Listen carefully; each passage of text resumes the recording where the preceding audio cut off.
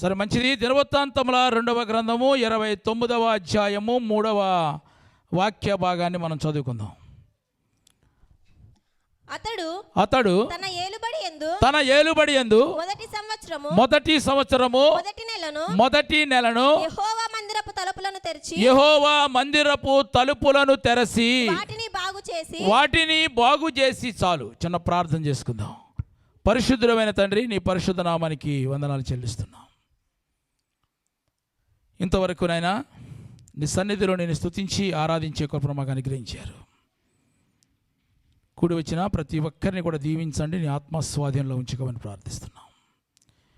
ఈ సమయంలోనైనా చదవబడిన వాక్య భాగమును ధ్యానిస్తూ ఉండగా నన్ను కొన్ని ఆత్మచేత అభిషేకించండి. యేసుక్రీస్తు నామమున ప్రార్థించి అడిగి వేడుకొనుచున్నాము తండ్రి, ఆమేన్. ప్రియమైన దేవుని బిడ్డలారా, ఈ చదవబడిన వాక్య భాగాన్ని మనం గమనించినట్లయితే గనక, అతడు తన ఏలుబడి యందు మొదటి సంవత్సరము మొదటి నెలను యెహోవా మందిరపు తలుపులను తెరచి వాటిని బాగు చేశాడంట. ఆమేన్. అతడు ఎవరంటే రాజైన హిజ్కియా తండ్రి అయిన ఆహాజు దినములలో దేవుని మందిరం అపవిత్రమైపోయింది. అయితే అతని మరణానంతరము అతని కుమారుడైన హిజ్కియా రాజయ్యాడు. రాజైన తరువాత మొదటి నెలలోనే దేవుని యొక్క మందిరపు తలుపులను ఆయన బాగు చేశాడు. సేవను క్రమబద్ధము చేశాడు. ఒక క్రమమైన జీవితాన్ని ప్రారంభించాడు. సాధారణంగా రాజులు ఒక రాజైన తరువాత, అధికారం వచ్చిన తరువాత శత్రువులు లేకుండా చూసుకుంటారు. ముందు తరువాత రాజనగరిని కట్టించుకుని చక్కగా సుఖభోగాలతో ఉండాలని కోరుకుంటారు. కానీ హిజ్కియా దేవుని మందిరపు తలుపులను తెరిచి బాగు చేశాడు. హల్లెలూయా. దేవుడు మనకు కొత్త సంవత్సరాన్ని దేవుడు మనకు అనుగ్రహించాడు. ఈ క్రొత్త సంవత్సరము ప్రారంభంలోనే, ఈ మొదటి నెల వెళ్ళక ముందే ప్రియమైన దేవుని బిడ్డలారా, మనము కూడా ఒక తీర్మానం చేసుకోవాలి. మన హృదయం అనే మందిరపు తలుపులను మనము తెరిచి మనం బాగు చేసుకోవాలి. ఆరాధన చేస్తున్నప్పుడు, వాక్యం వింటున్నప్పుడు మన హృదయం తెరవబడాలి. తెరవబడితేనే వాక్యం మన హృదయంలోనికి వెళుతుంది, మనం పరిశుద్ధపరచబడతాం. మొదటి నెలలోనే ఇక్కడ రాజైన హిజ్కియా ప్రియమైన దేవుని బిడ్డ లేవీలందరినీ కూడా పిలిచాడు. లేవీలందరినీ కూడా పిలిచి, మిమ్మల్ని మీరు ప్రతిష్ఠించుకోండి, మీరు మీ దేవుడైన యెహోవా మందిరమును ప్రతిష్ఠించి నిషిద్ధమైన వస్తువులన్నీ కూడా మీరు ఏం చేయాలంటే బయటకు పారవేయమని చెప్పాడు. ఆమేన్. హల్లెలూయా. చదవండి. దినవృత్తాంతముల 2వ గ్రంథము 29వ అధ్యాయము 5వ వాక్య భాగాన్ని మనం చదువుకుందాం. వారికి ఇలాగ ఆజ్ఞ ఇచ్చెను, లేవీయులారా నా మాట ఆలకించుడి. నా మాట మీరు ఆలకించండి. ఇప్పుడు మిమ్మును మీరు ప్రతిష్ఠించుకొని మీ పితరుల దేవుడైన యెహోవా మందిరమును ప్రతిష్ఠించి పరిశుద్ధ స్థలములో నుండి నిషిద్ధ వస్తువులన్నిటినీ కూడా బయటకు తీసుకొని పోండి. ఆమేన్. హల్లెలూయా. అంటే మన పితరులు దేవుని దృష్టికి చెడుతనంగా ప్రవర్తించారు. ఆయనను విసర్జించి దేవుని మందిరమును అలక్ష్యము చేశారు. అంత మాత్రమే కాకుండా దేవుని మందిర తలుపులన్నీ కూడా ఎప్పుడు కూడా మూసివేసే పెట్టారు. దేవుని మందిరములో ప్రార్థనలు జరగనివ్వలేదు. పరిశుద్ధ స్థలములో ధూపం వేయటం కానీ బలులు అర్పించడం కానీ వాళ్ళు చేయలేదు. కాబట్టి నా కుమారులారా, దేవుడు మిమ్మల్ని రక్షించుకున్నాడు, మిమ్మల్ని ఏర్పరచుకున్నాడు. కాబట్టి ఇది దేవుని మందిరం. ఈ దేహము దేవుడు నివసించడానికి యోగ్యమైనదిగా ఉండాలి మనకు.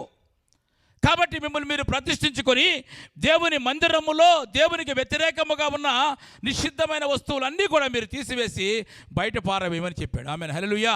వెంటనే లేవీలు ఏం చేశారంటే కనుక, చదవండి, ఆ మాట చదువుకుందాం. దినవృత్తాంతం 2వ గ్రంథం 29వ అధ్యాయము 15-16 వాక్య భాగాలు చదువుకుందాం. వీరు తమ సహోదరులను సమకూర్చి తమను ప్రతిష్ఠించుకొని యెహోవా మాటలను బట్టి రాజు ఇచ్చిన ఆజ్ఞ చొప్పున యెహోవా మందిరమును పవిత్రపరచుటకు వచ్చిరి. పవిత్రపరచుటకై యాజకులు యెహోవా మందిరపు లోపలి భాగమునకు పోయి యెహోవా మందిరములో తమకు కనబడిన నిషిద్ధ వస్తువులన్నిటిని యెహోవా మందిరపు ఆవరణములోనికి తీసుకొని రాగా లేవీయులు వాటిని ఎత్తి కిద్రోను వాగులో పడవేసిరి. ఆమేన్, హల్లెలూయా. కాబట్టి నా ప్రియమైన దేవుని బిడ్డ, ఈ మొదటి సంవత్సరం మొదటి నెలలోనే మనం ప్రతిష్ఠించుకోవాలి దేవుని కొరకు. ఈ సంవత్సరం ఈ నెల అయిపోయిన తర్వాత వచ్చే నెల నుంచి క్రమంగా ఉందాములే, వచ్చే నెల నుంచి సరి చేసుకుందాములే అంటే కాదు. మొదటి నెలలోనే, మొదటి సంవత్సరం మొదటి నెలలోనే దేవుని మందిరపు ఆలయ తలుపులన్నీ కూడా తెరిచి వాటిని బాగు చేసి సేవను క్రమబద్ధీకరణ చేశాడంటే హిజ్కియా. నా ప్రియమైన దేవుని బిడ్డలారా, అంటే ఇక్కడ హిజ్కియా సంవత్సరం ప్రారంభంలోనే దేవుని మందిరపు తలుపులు బాగు చేసి సేవను క్రమబద్ధీకరణ చేశాడు. అంటే మన హృదయం అనే మందిరము, మీ హృదయమే దేవుని ఆలయం అని చెప్తున్నాడు. మన హృదయమును కూడా మనం సరి చేసుకుంటే కనుక, ప్రారంభం నుంచే సరి చేసుకుంటే కనుక మనకు ఎటువంటి ఆశీర్వాదాలు కలుగుతాయి. ఈ సంవత్సరం ప్రారంభం నుంచే మన జీవితాన్ని మనం సరి చేసుకుంటే కనుక ఎటువంటి ఆశీర్వాదాలు కలుగుతాయి. కొన్ని విషయాలు ఈరోజు వాక్యంలోంచి మనం ధ్యానిద్దాం. చదవండి. మొట్టమొదటిగా హిజ్కియా మొదటి నెలలో దేవుని మందిరపు తలుపులు బాగు చేయటం వల్ల ఎటువంటి ఆశీర్వాదాలు కలిగాయి. దినవృత్తాంతముల 2వ గ్రంథము 31వ అధ్యాయము 7వ వాక్య భాగాన్ని మనం చదువుకుందాం. వారు మూడవ మాసమందు కుప్పలు వేయనారంభించి 7వ మాసమందు ముగించిరి. జాగ్రత్తగా నాలి. వారంట 3వ మాసమందు కుప్పలు వేయటం ప్రారంభించారంట, 7వ మాసం వరకు ముగించారు. అంటే ఎన్ని నెలలు కుప్పలు వేశారు వాళ్ళు? 5 నెలలు కుప్పలు వేశారు. అంటే ఏంటి? ఇప్పుడు ఆ ప్రాంతంలో, ఆ దేశంలో పంట సమృద్ధిగా పండింది. ఆమేన్, హల్లెలూయా. సమృద్ధి అయిన పంట పండింది. చదవండి, కిందకి వెళ్దాం. ఇంకా హిజ్కియాను అతని అధిపతులు వచ్చి ఆ కుప్పలను చూసి యెహోవాను స్తుతించి ఆయన జనులైన ఇశ్రాయేలీయులను దీవించారు. చప్పటి కొట్టి దేవుని స్తోత్రం చెబుదాం. నా ప్రియమైన దేవుని బిడ్డల, మన అంశం ఏంటంటే కనుక ఈ సంవత్సరం ప్రారంభం నుంచే, ప్రారంభ నెల నుంచే, ఒక మాటలో చెప్పాలంటే ప్రారంభ రోజు నుంచే అని చెప్పాలి. మన హృదయాన్ని, మన జీవితాన్ని మనం సరి చేసుకుంటే కనుక దేవుడికి ఇష్టము లేనివన్నీ కూడా, నిశ్చితమైనవన్నీ కూడా తీసి బయట పారవేస్తే కనుక ఎటువంటి ఆశీర్వాదాలు కలుగుతాయనే అంశాన్ని మీద మనం ధ్యానిస్తున్నప్పుడు అయితే ఇక్కడ మనం గమనించేది కనుక ఇశ్రాయేల్ రాజు అని హిజ్కియా ఉన్నాడు. హిజ్కియా ఏం చెప్పాడంటే కనుక, మీరందరూ కూడా దేవుని పని క్రమముగా జరగటానికి ఎవరి భాగములను వారు దేవునికి ఇవ్వాలని చెప్పాడు. ఇది ఆజ్ఞ. చదవండి. దినవృత్తాంతముల 2వ గ్రంథము 29వ అధ్యాయము 31వ అధ్యాయము 4వ వాక్య భాగాన్ని మనం చదువుకుందాం. మరి యెహోవా ధర్మశాస్త్రమును బట్టి యాజకులను లేవీయులను ధైర్యం వహించి తన పని జరుపుకున్నట్లు ఎవరి భాగములను వారికి ఇయ్యవలెనని యెరూషలేములో కాపురమున్న జనులకు అతడు ఆజ్ఞ ఇచ్చెను. ఆమేన్, హల్లెలూయా. మీరందరూ ఏర్పరచబడిన వారు సంఘంలో. స్తోత్రం చెప్పుకుంటే మంచిది. కాబట్టి మీరందరూ కూడా దేవుని పని క్రమముగా జరగడానికి ఒక బాధ్యత తీసుకోవాలి. మీరు ఈ మొదటి సంవత్సరం మొదటి నెల నుంచే మనము ఒక బాధ్యత తీసుకోవాలి. మనం దేవుని పని క్రమముగా జరగాలంటే గనక ఇక్కడ లేవీయులతో చెప్తున్నాడు హిజ్కియా రాజు, మీరు ఎవరి భాగములను వారు దేవుని దగ్గరకు తీసుకొని రండి. దేవుడు మిమ్మల్ని ఏర్పరచుకున్నాడు సంఘములో. కాబట్టి మీరు దేవుని పని క్రమముగా జరగాలని మీరు అనుకుంటే గనక ఎవరి భాగములను వారు దేవుని సన్నిధికి తీసుకొని రమ్మని చెప్పాడు. ఆమేన్, హల్లెలూయా. చెప్పగానే జరిగింది. చదవండి, కిందకి వెళ్దాం. 5వ వాక్యంలో చూస్తే గనక ఆ ఆజ్ఞ చూడండి, ఆ ఆజ్ఞ వెల్లడి అయిన తోడనే ఇశ్రాయేలీయులు వెంటనే ఎప్పుడైతే చెప్పారో, యోబు గారు ఏమన్నాడు? ఆయన పెదవుల ఆజ్ఞను నేను మీరి తిరగలేదు. ఎప్పుడైతే ఆయన నోటి నుంచి ఏ మాట వస్తుందో ఎదురు చూశారు వాళ్ళు. చూశాడు యోబు. ఆ ఆజ్ఞ వెల్లడి అయిన తోడనే ఇశ్రాయేలు ప్రజలందరూ కూడా ప్రథమ ఫలములైన ధాన్య ద్రాక్ష రసములను, నూనెను, తేనెను, సస్య ఫలములను విస్తారముగా తీసుకొని వచ్చారు. గట్టిగా చప్పట్లు కొడదాం. హల్లెలూయా. తర్వాత సమస్తములైన వాటిలో నుండి 10వ వంతు విస్తారముగా తీసుకొని వచ్చారు. ఆమేన్, హల్లెలూయా. ఆజ్ఞ జారీ అవగానే ఎప్పుడు దేవుడు చెప్తాడు మాకు, ఎప్పుడు ఆజ్ఞ జారీ చేస్తాడు, ఈ ఆజ్ఞ ప్రకారంగా మేము ముందుకు వెళ్ళాలి అని ఆలోచన కలిగి ఉన్నారు వాళ్ళు. ఈ నూతన సంవత్సరం ప్రారంభం నుంచే, మొదటి రోజు నుంచే, మొదటి నెలలోనే గనక వీళ్ళు ఏం చేశారంటే గనక దేవుని యొక్క ఆజ్ఞ ఒక సేవకుని ద్వారా, ఒక రాజుగారి ద్వారా వాళ్ళకి వచ్చిందనమాట. ఇక్కడ దేవుని పని క్రమముగా జరగాలి అంటే గనక స్తోత్రం చెప్పండి. మీరందరూ ఏం చేయాలి? ఇప్పుడు ఎవరి భాగములను వారు దేవుని దగ్గరికి తీసుకొని రావాలి. హల్లెలూయా. ఆజ్ఞ జారీ అవ్వగానే తీసుకొని వచ్చారు. తీసుకొని రావటం వల్ల ఏం జరిగిందంటే కనుక మనం చదువుకున్నాం దగ్గర వారు 3వ మాసమందు కుప్పల వేయని ఆరంభించి అంటే అంత సమృద్ధి అయిన పంటను వాళ్ళు చూశారు. హల్లెలూయా. కాబట్టి నా ప్రియమైన దేవుని బిడ్డల మొదటి నెలలోనే, మొదటి సంవత్సరము మొదటి నెలలోనే మనం ఏం చేయాలంటే మన యొక్క హృదయమును మనం బాగు చేసుకుంటే గనక సమృద్ధి అయిన పంటను, అంటే ఆ దేశంలో వాడు సమృద్ధి అయిన పంటను చూసినట్లుగా సంఘములో ఉన్న ప్రతి ఒక్కరికి కూడా సమృద్ధికరమైన ఆశీర్వాదాలు పొందుకోగలుగుతారు. ఆమేన్. హల్లెలూయా. కాబట్టి నా ప్రియమైన దేవుని బిడ్డలారా, దేవుడు ఒక ఆజ్ఞ ఇచ్చాడు మనకి. దినవృత్తాంతం 2వ గ్రంథం 37వ అధ్యాయం 10వ వాక్య భాగాన్ని చదువుకుందాం. యెహోవా మందిరములోనికి జనులు కానుకలు తెచ్చుట మొదలు పెట్టినప్పటి నుండి మేము సమృద్ధిగా భోజనము చేసిన. చాలా మంది ఏమో దేవునికి ఇచ్చేస్తే గనక, ఈ దశమ భాగం దేవునికి ఇస్తే గనక, ఈ ప్రథమ ఫలములు దేవునికి ఇస్తే గనక రేపొద్దు నా పరిస్థితి ఏంటి అనుకునే వాళ్ళు ఉంటారు కదా. అసలు ఆజ్ఞ అంటే ఆజ్ఞ అని చెప్తుంది. దేవుని మందిరములో పని క్రమముగా జరగాలి అంటే కనుక ఇంతకుముందు అయిపోయింది. ఇక క్రమముగా జరిగిందో, క్రమముగా జరగలేదో, లేకపోతే అవకతవకలు జరిగినాయో అన్నీ కూడా తెలుసుకునే కొంతమంది బాధ్యత తీసుకున్నారు. ఎట్లా చేయకూడదని. అంతేనా? కరెక్ట్గా క్రమంగా జరిపించాలని తీసుకున్నారు బాధ్యత. కానీ ఇంకా క్రమముగా జరగాలి అంటే గనక, దేవుని సేవ ముందుకు వెళ్ళాలనుకుంటే గనక, ఇక్కడ కూడి ఉన్న ప్రతి ఒక్కరికి కూడా, దేవుని మందిరంలో కూర్చున్న మనమందరము కూడా, ఏర్పరచబడిన ప్రతి ఒక్కరికి కూడా, రక్షించబడిన ప్రతి ఒక్కరికి కూడా, సంఘ సహవాసంలో ప్రతి ఒక్కరికి కూడా అంట ఇక్కడ దేవుని యొక్క ఆజ్ఞ ఏంటంటే గనక ఎవరి భాగములను వారు ఎందుకు ఇవ్వాలి? దేవుని సేవ క్రమముగా జరగటానికి. నేను ఇచ్చే ప్రతి పైసా కూడా దేవుని పని జరుగుతుంది. అలా అనుకుంటేనే ఇవ్వగలుగుతారు. వాళ్ళు ఎప్పుడైతే కనుక ఎప్పుడైతే కనుక వాళ్ళు దేవుని మందిరంలో కానుకలు తెచ్చినప్పుడు మొదటినప్పటి నుంచి కూడా వాళ్ళు సమృద్ధిగా భోజనం చేస్తున్నప్పటికీ కూడా వాళ్ళకంట చాలా మిగులుతున్నదన్న చప్పట్లు కొట్టు. అది కొంచెం ఇచ్చేవాడికి కొంచెం వేస్తాడు దేవుడు కదా. అంతే కదా. నువ్వు కొంచెం ఇచ్చి ఆకాశవాక్యులు చెప్పమంటే వాళ్ళు భోజనము చేసినను సమృద్ధిగా వాళ్ళు ఎప్పుడు కూడా వాళ్ళకు తక్కువ లేదంట, అంటే చాలా మిగులుతుందంట.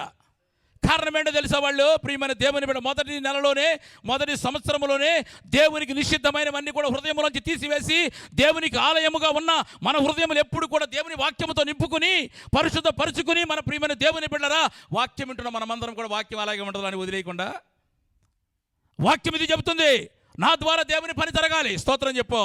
క్రమముగా అభివృద్ధి చెందాలి అనుకుని వాళ్ళందరూ కూడా ఏం చేసినట్టు కనుక ప్రథమ ఫలములను 6వ వాక్యాలు ఉంటాయి అక్కడ, చదువమాట. దినవృత్తాంతం 2వ గ్రంథము 31వ అధ్యాయము 6వ వాక్యములు. ఎద్దులలోను గొర్రెలలోను 10వ వంతు అంట. ఆమేన్. హల్లెలూయా. ఇదంతా కూడా ఆజ్ఞ అండి. ఎందుకో తెలుసా? ఎందుకు మనం ఏదైనా సరే దేవుని కొరకు ఏదైనా కానుక తెచ్చిన ఏమనుకోవాలి మీరు? ఇది దేవుని సేవార్థమై వాడబడాలి, ఆ ప్రార్థన చేసుకుని వేయాలి మీరు అనే ఉద్దేశంతో మనం దేవుని కొరకు ఇస్తే కనుక మనం కరెక్ట్గా అది దేవుని కొరకే దేవుని సేవకులు వాడతారు. ఆమేన్. హల్లెలూయా. దేవుని సేవకులు ఎప్పుడు కూడా లేనోళ్ళేం కాదు, గుర్తుపెట్టుకోండి మీరు. పాడి గొర్రెలను మాన్పించి దావీదును కదా, అంటే ఏంటి? దావీదుకు పాడి ఉంది, పంట ఉంది, సమృద్ధికరమైన ఆస్తిపాస్తులు ఉన్నాయని కూడా ఆయన లేనోడేం కాదు. కానీ ఆయన ఏం చేశాడు? ఇశ్రాయేలు కొరకు గొర్రెల దొడ్డిలో నుంచి మాన్పించి తీసుకొచ్చి గొర్రెలను కాయటానికి మన కొరకు ఆయన సేవకుడిగా నియమించాడు. ఆమేన్. హల్లెలూయా. కాబట్టి నా ప్రియమైన దేవుని బిడ్డలారా, మనం ఏది ఇచ్చినప్పటికీ కూడా, నేను ఇచ్చే ప్రతి పైసా కూడా దేవుని సేవ కొరకు వాడబడాలి. ఆమేన్. దేవుని మందిరంలో పని క్రమముగా జరగడానికి ఇక్కడ రాజుని ఇసుక వాళ్ళందరికీ చెప్పగానే వాళ్ళందరూ ఏం చేశారంటే కనుక ఏం చేశారు? ప్రతి ఒక్కరు కూడా ప్రథమ ఫలములను. కాబట్టి మొదటి సంవత్సరము మొదటి నెలలోనే ఒక తీర్మానం చేసుకోవాలి, నా ద్వారా దేవుని పని జరగాలి. స్తోత్రం చెప్పు. నేను ఇచ్చే ప్రతి పైసా ద్వారా కూడా దేవుని పని జరగాలి, ముందుకు వెళ్ళాలి అని మొదటి నెలలోనే ఒక తీర్మానం చేసుకోగలిగితే కనుక ఇశ్రాయేలు ప్రజల వలె మనకు దేవుడు సమృద్ధిగా ఇస్తాడు. తర్వాత కూడా ఎంత తిన్నప్పటికి కూడా మిగులుతూనే ఉంటుంది. ఆమెన్. హల్లెలూయా, హల్లెలూయా. అంటే ఆ దేశంలో సమృద్ధికరమైన పంట పండింది అంటాను. రుజువేంటి? 7 నెలలు వాళ్ళు కుప్పలేసారు. ఊర్లో మనం చూస్తాం వ్యవసాయదారుల దగ్గర కదా, 10 రోజుల్లో కుప్పలేసేస్తారు అంతే, మొత్తం అంతా కూడా అంతే కదా. మా అంటే 10-15 రోజులు ఉంటాయి పనులు అంతే. కోతలు కోసేస్తాం, కుప్పలేసేది జరగదు. మేము 6 నెలలు వేసేవారు అంటారా? అనరు. వీళ్ళు ఈ 5 నెలలు కుప్పలు వేశారంటే కనుక ప్రియమైన దేవుని ఎంత సమృద్ధికరమైన పంటను దేవుడు ఆ దేశంలో పండించాడు. ఆమె హల్లెలూయా. కాబట్టి నా ప్రియమైన దేవుని బిడ్డల మొదటి సంవత్సరం మొదటి నెలలోని దేవుడి ఆజ్ఞ ఏమి మనం పాటిస్తున్నామా లేదనేది కావాలి. కాబట్టి మొట్టమొదటిగా ఆ దేశంలో సమృద్ధికరమైన పంట పండడానికి గల కారణం ఏంటంటే వాళ్ళు ఏం చేశారంటే అందరూ కూడా దేవుని యొక్క ఆజ్ఞలు పాటించారు. రెండవదిగా చదవండి మరొక మాట, దినవృత్తాంతములు 2వ గ్రంథము 32వ అధ్యాయము 20వ వాక్య భాగాన్ని చదువుకుందాం. రాజైన హిజ్కియాను ఆమోజు కుమారుడైన యెషయా అను ప్రవక్తను ఇందును గూర్చి ప్రార్థించి ఆకాశము తట్టి చూచి మొరపెట్టగా యెహోవా ఒక దూతను పంపెను. అతడు అష్షూరు రాజు దండులోని పరాక్రమశాలులందరినీ సేనా నాయకులను అధికారులను నాశనము చేయగా అష్షూరు రాజు సిగ్గు నొందిన వాడై తన దేశమునకు తిరిగిపోయాను. ఆమేన్, హల్లెలూయా. అంటే ఈ వాక్యాన్ని బట్టి మనం అర్థం చేసుకోవాల్సిన విషయం ఏంటంటే ప్రియమైన దేవుని బిడ్డలారా, మొదటి సంవత్సరం మొదటి నెలలోనే మన హృదయమును గనక మనం సరి చేసుకుంటే గనక ఏం జరుగుతుందా? శత్రువులు లేకుండా దేవుడు చేస్తాడంట. శత్రువుల మీద విజయాన్ని అనుగ్రహిస్తాడు. చప్పటి కూడా దేవుని స్తోత్రం చెప్పండి. ఇక్కడ అష్షూరు రాజు ఉన్నాడు ఒక అతను, అతని పేరు సన్హెరీబు. అతడు యెరూషలేము మీద యుద్ధము చేయాలని ఆలోచన కలిగి ఉన్నాడు. ఆ సంగతి హిజ్కియాకు తెలిసింది. హిజ్కియా ఏం చేశాడంటే కనుక వాళ్ళకు నీళ్లు రాకుండా ముందు ఆపేశాడు. ఆపేసిన తర్వాత పాడైపోయిన గోడలన్నీ కూడా కట్టించేసి కొంతమంది సైన్యాధిపతులు నియమించాడు. వాడు మన దేశంలోకి రాకూడదని నియమించిన తరువాత ఆ సైన్యాధిపతులందరినీ కూడా పిలిచాడు. ఒక రోజున పిలిచి వాళ్ళతో కొన్ని విషయాలు చెప్తున్నాడు. చదవండి, దినవృత్తాంతములు 2వ గ్రంథము 32వ అధ్యాయము 6వ వాక్య భాగాన్ని చదువుదాం. జనుల మీద చదువమ్మా. సైన్యాధిపతులను నియమించి పట్టణపు గుమ్మములకు పోవు రాజవీధిలోనికి వారిని తన యొద్దకు రప్పించి వారిని ఇలాగూ హెచ్చరిక చేసెను, మీరు దిగులు పడవద్దు. ఎవడో శత్రువు వస్తున్నాడని మీరు దిగులు పడద్దు. ఇప్పుడు మీరు ధైర్యం విడవద్దు. అష్షూరు రాజుకైనను అతనితో కూడా ఉన్న సైన్యం అంతటికైనను మీరు అసలు భయపడవద్దు. ఎవరు చెప్తారు ఈ మాటలో? హిజ్కియా రాజు సైన్యాధిపతులందరినీ కూడా పిలిచి, అదిగో మన మీద యుద్ధానికి వస్తానికి తయారై ఉన్నాడు కదా రాజు సన్హెరీబు, అష్షూరు రాజు గురించి చెప్తున్నాడు. ఆయనకేం మీరు భయపడవద్దు, మీరు దిగులు పడవద్దు, మీరు విస్మయం పొందవద్దు. అతనికి కలిగిన సహాయము కంటే మనకు ఎక్కువ సహాయము కలిగింది. ఆమేన్, హల్లెలూయా అని చెబుతూ అతనికి కేవలము మనుషుల సహాయం మాత్రం ఉంది, మాంస సంబంధమైన సహాయమే ఉంది. 7వ వాక్యం చదువు. అష్షూరు రాజు అతనితో కూడిన సైన్యమంతటికైనను మీరు భయపడవద్దు, విస్మయమొందవద్దు. అతనికి కలిగిన సహాయము కంటే ఎక్కువ సహాయం మనకు కలదు. మాంసబంధమైన బాహువే అతనికి అండ. మనకు సహాయము చేయుటకు, మన యుద్ధములు జరిగించుటకు మన దేవుడైన యెహోవా మనకు తోడుగా ఉన్నాడు. ఆమేన్. కాబట్టి మీరు జనులందరినీ కూడా ఏం చెప్పారంటే, ఈ మాట చెప్పగానే ఈయనేం చెప్తారంటే కనుక వాళ్ళకి మాంస సంబంధమైన సహాయం అంటంగా ఉంది. అంటే అంత మనుషులే వాళ్ళకి తోడుగా ఉండొచ్చు, కానీ మనం ఆరాధిస్తున్న దేవుడు ఉన్నాడు అని చెప్పగానే అక్కడ ఉన్న జనులందరూ కూడా ఏం చేయారంటే హిజ్కియా మాట నమ్మారు. నిజమే, కరెక్టే కదా. మనం చెప్పింది మనం ఆరాధిస్తున్న దేవుడు గొప్పోడు, కాబట్టి మనం ఏం దిగులు పడవసరం చెప్పగానే నమ్మినప్పుడు తర్వాత వాళ్ళు ఏం చేశారంటే కనుక అష్షూరు రాజు ఏం చేశాడంటే కనుక ప్రియమైన దేవుని బిడ్డలారా, యెరూషలేమునకు యోధారాజైన హిజ్కియా యొద్దకు యెరూషలేమున ఉన్న జనులు వారందరి యొద్దకు కూడా కొంతమంది అక్కడ సేవకులను పంపించాడు. అక్కడికి పంపించి వాళ్ళకు ఒక ఉత్తరం రాశాడు. ఉత్తరంలో ఏం రాశాడు తెలుసా? 15వ వాక్యం చదువుతాం. కాబట్టి ఇప్పుడు హిజ్కియా చేత మీరు మోసపోకుడి. చూసావా ఏం చెప్తున్నాడు? హిజ్కియా చెప్పిన అబద్ధాలే. ఆయన ఏం చెప్తున్నాడు? దేవునికి ఇవ్వండి, చెప్పండి, మనకు సమృద్ధిగా పంట పడుద్ది అని చెప్తున్నాడు. దేవుని భాగాలు దేవునికి ఇమ్మని చెప్తున్నాడు. ఇప్పుడు ఈడేం చెప్తున్నాడు? ఇన్ని సంవత్సరాలు వాక్యం అనేది అంతా కూడా పక్క పోతాడు. ఎవడో వచ్చి చెప్తాడు మనకి ఒక మాట. మీరు ఆయన మాటలకు ఏమన్నాడు? హిజ్కియా చేత మీరు మోసపోవద్దు మీరు అని ఇక్కడ హిజ్కియాకు ఒక మోసపోవద్దని చెప్పి ఒక పత్రికను పంపించారు. అయితే ఆ పత్రికను అలా పెట్టి అంటే అక్కడ సమస్య ఉంది మనకి. ఒక సమస్య ఉన్నప్పుడు మనం ఏం చేయాలి? ఇప్పుడు ఏం చేయాలి? వాళ్ళకి వీళ్ళకి చెప్పేదానికంటే వాళ్ళకి వీళ్ళకి చెప్తే ఏం చేస్తారు? ప్రార్థన చేసేవాళ్ళు తక్కువ, అందరికి చెప్పేవాళ్ళు మీకు తెలుసా సంగతి అని మొదలుపెట్టి చెప్పేవాళ్ళు ఎక్కువ. అప్పుడు మనం చదువుకున్న 21వ వాక్యంలోకి వెళ్దాం. ఇప్పుడు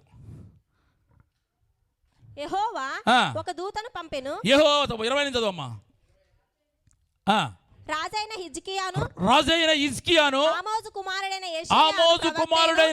యెషయాను ప్రవక్తయును ఇందును గూర్చి ప్రార్థించి ఆకాశము తట్టు చూచి. వీళ్ళు ఏం చేశారు? ఈ సమస్య అంతా కూడా ముందు పెట్టారు. ఇప్పుడు ఈ సమస్య అంతా కూడా ముందు పెట్టారు. ముందు పెట్టే మనసు ఎప్పుడు వస్తుంది మనకి? మన హృదయంలో దేవుడు నివసించినట్లు అప్పుడే వస్తుంది. వాక్యం ఉన్నప్పుడే మనకు అది ఆ యొక్క ఆ జీలు మనకు వస్తుంది. వీళ్ళిద్దరు ఏం చేశారంటే కనుక ఆ పత్రికను అలా పెట్టేసి ఆయన దేవుని సన్నిధిలో వాళ్ళిద్దరు కూడా ప్రార్థన చేయటం మొదలు పెట్టగానే దేవుడు ఆకాశం నుంచి ఒక దూతను పంపించాడు. ఆమె హల్లెలూయా. ఇక్కడ చెప్పాడు కదా, మనకు సహాయం చేసే దేవుడు ఉన్నాడు, మనకు యుద్ధం చేసేవాడు ఒకడు ఉన్నాడు, వాళ్ళకి మాంస సంబంధమైన సహాయం ఉంది అని చెప్పాడు కదా. వీళ్ళు ఏం చెప్పారు? ఆయన అబద్ధం నమ్మకమని వీళ్ళు ఉత్తరం పంపిస్తే వీళ్ళు ప్రార్థన చేస్తే నిజంగా దేవుడు నిజమైన వాడు కాబట్టి, వాగ్దానం చేసి నమ్మదగిన వాడు కాబట్టి ఒక దూతని పంపించి అతడు అష్షూరు రాజు దండులోని పరాక్రమశాలులందరినీ, సేనా నాయకులను, అధికారులను నాశనము చేయగా అష్షూరు సిగ్గునొందిన వాడై తమ దేశమునకు తిరిగిపోయిన. చప్పటి కూడా దేని స్తోత్రం చెప్పాడు. హల్లెలూయా. మనం అలాంటి క్లిష్టతరమైన పరిస్థితుల్లో మనం ప్రార్థన చేయాలి. మనం అక్కడ ఆజ్ఞలు పాటించారు, సమృద్ధికరమైన పంట పండింది. ఇక్కడికి వచ్చేప్పటికి వాళ్ళు ప్రార్థన చేశారు. మనం ఎంత ప్రార్థన చేసినా, ఎంత నిజాలు చెప్పినా ఎవడో కూడా అబద్ధం అని చెప్తాడు. పాస్టర్ గారు అంతా అబద్ధం అని చెప్పి వాళ్ళు ఉంటుంది. వీళ్ళు అదే చెప్పారు, మీరు హిజ్కియాను నమ్మి మీరు మోసపోవద్దు అని. ఆయన బాగా చెప్తాడు, ఆయనకి ఏముంది చెప్పేవాడు బాగా చెప్తాడు, నమ్మొద్దు అని చెప్తున్నారు. కానీ ఆ పత్రికను పట్టుకుని వాళ్ళిద్దరు హిజ్కియా, యెషయా ప్రవక్త ఇద్దరు కూడా ప్రార్థన చేస్తే ఒక దూతని పంపించి దేవుడు వాడు అడ్రస్ లేకుండా, స్తోత్రం చెప్పు, వాడిని వెళ్ళగొట్టాడంట. ఆమేన్ హల్లెలూయా. దీనికి అంతటి కారణం ఏంటంటే ప్రియమైన దేవుని బిడ్డలారా, మనం మొదటి నెలలోనే మొదటి రోజునే ఒక తీర్మానం చేసుకోవాలి. మన హృదయములో దేవునికి ఇష్టము లేని ఏమున్నప్పటికీ కూడా వాటిని మనం తొలగించుకోగలిగితే గనక దేవుడు ఖచ్చితంగా మన జీవితంలో కార్యాలు చేస్తాడు. హల్లెలూయా. కాబట్టి నా ప్రియమైన దేవుని బిడ్డల, మొట్టమొదటిగా ఆ దేశంలో సమృద్ధి అని పంట పండింది. రెండవదిగా శత్రువులు లేకుండా, శత్రువు పారిపోయేటట్లుగా దేవుడు ఖచ్చితంగా చెప్పండి చేస్తాడు, చేస్తాడు అంటానికి రుజువిదే. ఈ కత్తులు కటారాలు పట్టుకుని మొత్తానికి 4-5 డైలాగులు, 4-5 అబద్ధాలు, లేకపోతే 4-5 తిట్లు పెట్టుకుని వీళ్ళు వెళ్ళలేదు. కేవలం ప్రార్థన చేశారు. ఆమేన్ హల్లెలూయా. ఖచ్చితంగా దేవుడు సమాధానం ఇస్తాడు. కాబట్టి మనం ఏం చేయాలంటే కనుక మన హృదయాన్ని ముందు సరి చేసుకోవాలి. మన హృదయం అన్నీ కూడా పెట్టేసుకుని మన దేవుడు చేయమంటే ఎలా చేయడు. మనం రాను ఒకవేళ వ్యతిరేకంగా చేసినట్టు అవన్నీ కూడా మనం మెల్లమెల్లగా విడిచిపెట్టేయాలి. విడిచిపెట్టగలిగితే, సరి చేసుకోగలిగితే దేవుడు కార్యాలు చేయడానికి అని ఇష్టపడతాడు. ఆమేన్ హల్లెలూయా. శత్రువు శేషము లేకుండా కూడా చేస్తాడు. మూడవదిగా చదువు, ఒక మాట చదవండి. రాజుల 2వ గ్రంథము 20వ అధ్యాయము 1వ వాక్యం నుంచి మనం చదువుకుంటే కనుక 6వ వాక్యం చదువుదాంలే.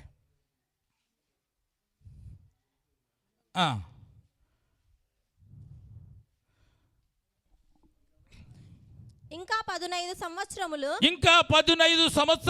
ఆయుష్ నీకు ఇచ్చేదను. ఆమేన్ హల్లెలూయా. ఇక మన హృదయమును సరి చేసుకుంటే కనుక దేవుడికి ఇష్టపడతాడు ఖచ్చితంగా కదా. ఇప్పుడు హిజ్కియాకు మరణకరమైన రోగం వచ్చింది, మనకు తెలుసు. ప్రార్థన చేశాడు, చచ్చిపోతారు అని చెప్పాడు, సరి చేసుకోమన్నాడు. నేను బాగానే బతికానని ప్రార్థన చేశాడు. మొత్తానికి అతను అంతకుముందు బ్రతికిన జీవితాన్ని అంతా కూడా జ్ఞాపకం చేసుకుని ఇప్పుడు దేవుడు ఏం చేశాడంటే కనుక అతనికి 15 సంవత్సరాల ఆయుష్ పొడిగించాడు. అంటే ప్రార్థన దేవుని మనస్సును మార్చేసిందండి. దేవుని మనసు ఏంటి చెప్పండి? అప్పటి వరకు ఈటి పనులను చచ్చిపోతాడు. కానీ ఇప్పుడు ఆ ప్రార్థన ఏం చేసింది? దేవుడే తన తీర్మానాన్ని మార్చేసుకున్నాడు. కానీ మనం ఎన్ని వాక్యాలన్నా మన తీర్మానాన్ని మాత్రం మార్చుకోం. మనం స్తోత్రం చెప్పండి. హల్లెలూయా. మార్చుకోవాలి. దేవుడే మనసు మార్చేసుకున్నాడు. ఎందుకు మార్చుకున్నాడు? తన హృదయమును సరి చేసుకున్నాడు. ఇప్పుడు అంటే మొదటి నెల నుంచే గనక వాక్యం నీ హృదయంలోకి తీసుకుని గనక నువ్వు స్వీకరించి వాక్యానుసారంగా నడుచుకుంటే గనక, ప్రార్థన చేస్తూ జీవిస్తూ ఉంటే గనక, నా ప్రియమైన దేవుని బిడ్డలారా, మన ఈ సంవత్సరం అంతా కూడా దేవుడు మనకు క్షేమాన్ని అనుగ్రహిస్తాడు. ప్రభా నాకు బలహీనత వచ్చింది, మనకి ఆయుష్ పొడిగించి అంటే కనీసం ఆ బలహీనతలోనే సరే నువ్వు సరి చేసుకోవాలి కదా. ప్రభా నేను ఈ వారం ఎట్టి చేశాను, లేకపోతే ఆడిని తిట్టాను, లేకపోతే చర్చికి రాలేదు, నీకు ఎవరు ఏదో నీకు అది రాకపోకుండా నువ్వు రాకుండా ప్రభా నన్ను ఆయుష్ పొడిగించండి ఎందుకు చేస్తాను? నీకు ఎందుకు చేయాలంట నేను ఎవరికైనా సరే. కనీసం ఆ సమయంలోనే సరే కనుక మనం సరి చేసుకోకపోతే, దేవుడు మాట్లాడుతున్నప్పుడు, హెచ్చరిస్తున్నప్పుడు, నువ్వు ప్రార్థన చేస్తున్నప్పుడు ఆ ప్రార్థన నీకు జవాబు రావాలంటే కనుక కనీసం సరి చేసుకోవాలి కదా. సరి చేసుకోకుండా మనకి ఎలా ఆయుష్ పొడిగిస్తాడు, క్షేమాన్ని దయచేస్తాడు? ఇల్లు సరి చేసుకోమన్నాడు, నేను బాగానే ఉన్నాను అన్నాడా? వెంటనే గోడ తట్టు తిరిగి ప్రార్థన చేస్తున్నాడు. అంతకుముందు ఎలా యథార్థంగా బ్రతికాడో దాన్ని జ్ఞాపకం చేసుకున్నాడు, ప్రార్థన చేశాడు. అంటే కనుక ఆ ప్రార్థనలో తన జీవితాన్ని సరి చేసుకున్నాడు కాబట్టి 15 సంవత్సరాలు ఆయుష్ పొడిగించాడు. కొరింథీయులకు రాసిన మొదటి పత్రిక 3వ అధ్యాయం 17వ వాక్య భాగాన్ని చదువుకుందాం. ఎవడైనను దేవుని ఆలయమును పాడు చేసిన ఎడల దేవుడు వాడిని ఖచ్చితంగా పాడు చేస్తాడు. గుర్తుపెట్టుకోండి. దేవుని ఆలయం అంటే ఈ ఆలయమే కావచ్చు. ఈ ఆలయము హృదయం అనే ఆలయం, మన జీవన ఇది. ఈ ఆలయాన్ని కనుక పాడు చేస్తే కనుక దేవుడికి ఊరుకుంటాడా చెప్పండి? ఊరుకుంటాడు. నువ్వు సీరియడ్ దాగమాకని అన్నావు అనుకో, నా డబ్బులు నా ఇష్టం అంటాడు. నీ ఇష్టం ఏంటి? ఇది ఇక్కడ ఎవరు ఉండాలి? మరి ఆయనకి ఇష్టం లేదు, ఖచ్చితంగా పాడు చేస్తాడు. జాగ్రత్త. ఏదైనా సరే నువ్వు ఏది చేసినప్పుడు, దేవునికి వ్యతిరేకంగా చేసినప్పుడు కూడా, ఎవడైనా నువ్వు దేవుని ఆలయమును పాడు చేసిన ఎడల దేవుడు వాడిని ఖచ్చితంగా పాడు చేస్తాడు. దేవుని ఆలయమును, దేవుని ఆలయం పరిశుద్ధమై ఉన్నది, మీరు ఆలయమై ఉన్నారు. ఆమేన్. మనందరం ఒక ఆలయములో అండి. ఆలయంలో ఎవరు ఉండాలి? దేవుడు ఉండాలి. దేవుడు నివసన యోగ్యమైనదిగా ఉండాలి మనము. అందుకే నిషిద్ధమైన వాటిని కూడా లేవీరారా దేవుడు మిమ్మల్ని ఏర్పరచుకున్నాడు. జాగ్రత్త. కాబట్టి మీరు మొదటి రోజు నుంచి, మొదటి నెల నుంచి మీరు ఏం చేయాలంటే కనుక, దేవుని మందిరంలో నిషిద్ధమైనవి, నీ హృదయంలో దేవునికి వ్యతిరేకమైన ఏదైనా సరే, ఇంతవరకు నువ్వు ఆజ్ఞలు పాటించట్లేదేమో, మోకరించిన అందరూ ప్రార్థన చేద్దామంటాం, అసలు ప్రార్థనే రావట్లేదేమో నీకు. అసలు ఏదో ఆ కాసేపు మోకరిచ్చే సరిపోతుంది, మొత్తానికి ఈరోజు గడిచిపోతుంది అనుకుంటున్నాము. ఇవన్నీ కూడా నువ్వు రాను క్రమపరచుకోవాలి. నువ్వు క్రమపరుచుకోకుండా అయా నాకు క్షేమాన్ని దయచేయమంటే అది ఎట్లా గడుగుతుంది చెప్పు? స్తోత్రం చెప్పండి. మనం అడిగే ధైర్యం కూడా మనకు ఉండాలి కదా. ఇదిగో ప్రభు నేను సేవ చేస్తున్నాను, లేకపోతే ఇదిగో ప్రభు దేవుని సన్నిధికి వెళ్తున్నాను, నాకు తోడుగా ఉండమంటే చెప్పండి, దేవుడు సహాయం చేస్తాడు. నువ్వు ఇంటి దగ్గరే కూర్చుని అసలు వెళ్ళకోకుండా మా భార్య వస్తుందిలే, మీ భార్య వస్తుంది, మీ భార్యకి తోడుకుంటాడు. అంతేనా? అందరికీ తోడుగా ఉంటాడులే. కానీ ఇప్పుడు నువ్వు అసలు అడగటానికి ఎలా అడగలుగుతాం మనం? కాబట్టి నా ప్రియమైన దేవుని బిడ్డలారా, ఒకసారి మనం ఆలోచించాలి. అందుకని రోమీయులకు రాసిన పత్రిక చివరి మాట చదవండి. 6వ అధ్యాయం 13వ వాక్యం ఏముందంటే కనుక, 6వ అధ్యాయం 13వ వాక్య భాగాన్ని మనం చదువుకుందాం. మరియు మీ అవయవములను దుర్నీతికి సాధనముగా పాపమునకు అప్పగించుకోవద్దు మీరు. అయితే మృతులలో నుండి సజీవులమనుకొని మిమ్మును మీరే దేవునికి అప్పగించుకోవాలి. హల్లెలూయా. మీ అవయవములను నీతికి సాధనములుగా దేవునికి అప్పగించుకోమని చెప్తున్నాడు. అంటే మన శరీరంలో ఉన్న ప్రతి అవయవాన్ని నీతికి సాధనములుగా ఆయనకు అప్పగించుకోవాలంటే చప్పటి కూడా దేవుని స్తోత్రం చెప్పు. అది దేవుడు చేతులు ఎందుకు ఇచ్చాడు? ఇక్కడికి వచ్చినాక కనీసం చప్పట కొట్టడానికి, చేతులు పైకి ఎత్తడానికి, కాళ్ళు ఎందుకు ఇచ్చాడు? మోకరించడానికి, లేచి నిలబట్టడానికి కదా. నోరు ఎందుకు ఇచ్చాడు చెప్పండి? ఇంటికాడ తిట్టేవాళ్ళు ఇక్కడ స్తోత్రం. మరి దేవుని స్తుతించాలి కదా. స్వరమెత్తి పాడనంటే అప్పుడు మాత్రమే కాసేపే అంటారు, తర్వాత మెల్లగా ఎట్లాది. మీ దేహములో ఉన్న ప్రతి అవయవాన్ని కూడా దేవుడిచ్చాడని మీరు నమ్మితే కనుక స్తోత్రం చెప్పు. అది దేవుని కొరకు వాడాలండి. హల్లెలూయా, హల్లెలూయా. కాబట్టి నా ప్రియమైన దేవుని బిడ్డలారా, మొదటి నెలలోనే మనం ఒక తీర్మానం చేసుకోవాలి. ఈ సంవత్సరం ప్రారంభం నుంచే నా జీవితాన్ని నేను సరి చేసుకుంటా. అంతే కదా. సరి చేసుకుంటే ఏం జరిగినాయి అక్కడ? ఆ దేశములో సమృద్ధికరమైన పంట పండిందంట. వాళ్ళు ఎంత దేవునికి ఇచ్చినప్పటికి కూడా, దేవునికి ఇచ్చినప్పటికి కూడా వాళ్ళు తింటానే ఉన్నారు. చెప్పండి, మిగులుతూనే ఉంది. ఆమేన్.